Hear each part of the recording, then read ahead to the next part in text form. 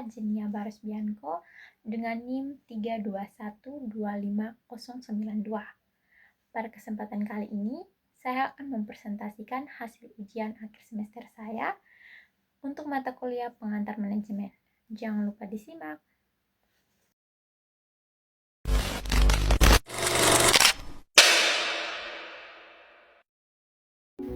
Yang pertama, komunikasi. Komunikasi dalam manajemen adalah proses penyampaian ide, informasi, instruksi, atau umpan balik dari satu pihak ke pihak lain antara anggota organisasi untuk mencapai tujuan bersama. Komunikasi menjadi faktor penting dalam sebuah organisasi karena yang pertama menyelaraskan tujuan, memastikan anggota organisasi bekerja sesuai visi, misi, dan target yang sama. Yang kedua, menghindari kesalahpahaman, mengurangi konflik kerja dan risiko operasional. Yang ketiga, meningkatkan motivasi, menciptakan lingkungan kerja yang transparan dengan komunikasi yang baik. Kedua, proses komunikasi. Yang pertama, sender atau pengirim, pihak yang menyampaikan pesan atau informasi. Contohnya, ibu dosen yang menjelaskan materi. Yang kedua, encoding. Encoding proses pengirim mengubah ide atau pemikiran menjadi kata-kata atau gambaran yang mudah dipahami. Contohnya, ibu dosen sedang berpikir kata-kata apa yang pas agar mudah dipahami oleh mahasiswa. Yang ketiga, messenger atau pesan. Pesan itu sendiri atau materi yang disampaikan. Contohnya, ibu dosen sedang membawakan materi pengantar manajemen. Yang keempat, channel atau saluran. Media yang digunakan untuk menyampaikan pesan. Contohnya, kalau online itu seperti Zoom, kalau offline itu seperti udara di mana ibu dosen langsung menjelaskan di depan kelas. Yang kelima, noise atau hambatan. Gangguan yang menghambat pesan sampai dengan jelas. Contohnya, kalau saat pembelajaran online, biasanya ada batas waktu, jaringan yang lag, atau kebisingan dari sekitar. Yang keenam, receiver atau penerima. Pihak yang menjadi sasaran pesan tersebut disampaikan. Contohnya, mahasiswa yang mendengarkan penjelasan dosen. Yang ketujuh, decoding. Decoding adalah proses pengirim menerjemahkan dan memahami pesan yang dia terima. Contohnya, mahasiswa mencoba memahami materi atau ucapan dari ibu dosen. Yang kedelapan, feedback atau umpan balik, respon atau tanggapan dari pengirim ke penerima yang menunjukkan apakah pesan yang diterima sudah dimengerti dengan benar. Ketiga, menurut saya, ada satu hambatan komunikasi yang sering terjadi dalam organisasi, contoh dan cara mengatasinya, yaitu hambatan psikologis atau faktor atasan dan bawahan. Hambatan ini terjadi karena adanya rasa takut, canggung, atau kesenjangan antara pemimpin dan karyawan. Contohnya, ada seorang staf yang tahu ada kesalahan dalam laporan keuangan, tetapi memilih diam karena takut dimarahi atau dicap tidak kompeten oleh manajernya. Cara mengatasinya yaitu pemimpin harus memiliki kepemimpinan yang terbuka dan mau mendengarkan agar anggotanya mau mengeluarkan pendapat dan berani. Yang keempat, kepemimpinan. Kepemimpinan adalah kemampuan atau seni yang dimiliki seseorang untuk mempengaruhi, mengarah, dan memotivasi orang lain untuk bekerja sama secara sukarela dan penuh semangat dalam mencapai target organisasi. Peran pemimpin dalam mencapai tujuan yang pertama, penentuan arah. Seorang pemimpin harus berani membuat visi untuk masa depan dan cara mencapainya.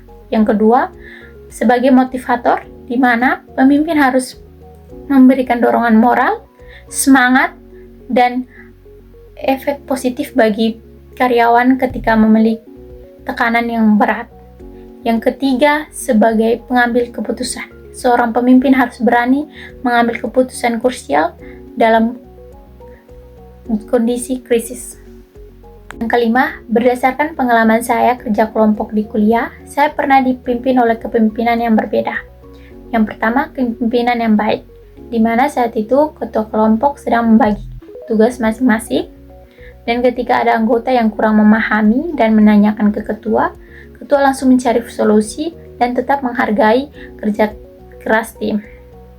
Gaya kepemimpinan ini adalah gaya demokratif yang mufakat dan menerima masukan dari orang lain. Kepemimpinan ini sangat efektif. Yang kedua, kepemimpinan yang kurang efektif, di mana saya juga pernah dipimpin oleh ketua yang terlalu mengutamakan diri sendiri, tidak mau mendengarkan pendapat orang lain, dan ketika ada kesalahan, dia mau menyalahkan ke orang lain.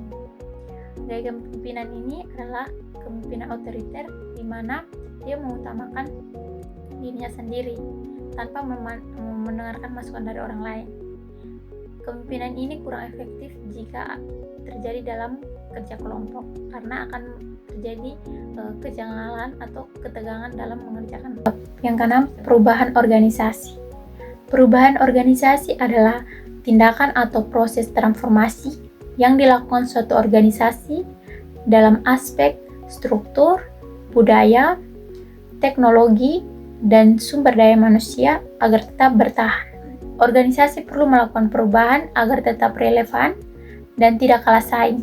Faktor pendorongnya biasanya dari luar organisasi seperti perkembangan teknologi baru dan perubahan tren pasar, maupun dari dalam organisasi seperti penurunan produktivitas. Hambatan yang terjadi dalam perubahan organisasi adalah penolakan dari karyawan yang disebabkan oleh yang pertama, rasa takut, yang kedua, rasa nyaman, yang ketiga, kurangnya pemahaman tentang mengapa perubahan itu perlu. Yang ketujuh, contoh perubahan pada perusahaan swasta. Perubahan transformasi dari konvensional atau pangkalan menjadi aplikasi berbasis digital, seperti Grab atau Gojek. Dampak positifnya yang mempermudah masyarakat, kini semua orang dapat memesan transportasi, makanan, atau mengantar barang secara mudah dan melalui aplikasi digital di smartphone. Yang kedua, membuka lapangan pekerjaan bagi banyak orang dan memperluas UMKM untuk berkembang. Dampak negatifnya, yang pertama, awal perubahan terjadi konflik di mana driver dan konvensional mereka berpikir mata pencarian mereka akan terganggu. Yang kedua, ketergantungan pada teknologi. Jika terjadi ada kesalahan atau error dalam aplikasi, mungkin dalam organisasi konflik tidak selalu buruk. Pengaruhnya tergantung bagaimana cara kita mengelola konflik tersebut. Di sini dibagi menjadi dua. Yang pertama, dampak positif, mendorong inovasi dan kreativitas. Perbedaan pendapat dapat memberikan banyak masukan atau ide-ide yang bagus untuk dapat memecahkan masalah. Yang kedua, dampak negatif dapat memberikan penurunan produktivitas bagi karyawan jika konflik personal terus dilarut. Hal ini dapat memicu terhambatnya kerja dalam tim. Kesembilan, organisasi yang saya pilih untuk wawancara dan analisis adalah UMKM Bakmi Jawa.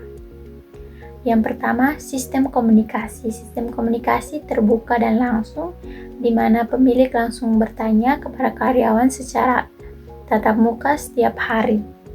Gaya kepemimpinan, pemilik menerapkan gaya pemimpinan yang demokratif dan kekeluargaan, di mana pemilik menganggap semua karyawannya sebagai keluarga dan menerima masukan dari karyawan. 3. Pemilik pernah melakukan perubahan yang dulunya pencatatan kasir yang manual melalui buku, kini pencatatan keuangan dapat menggunakan aplikasi digital.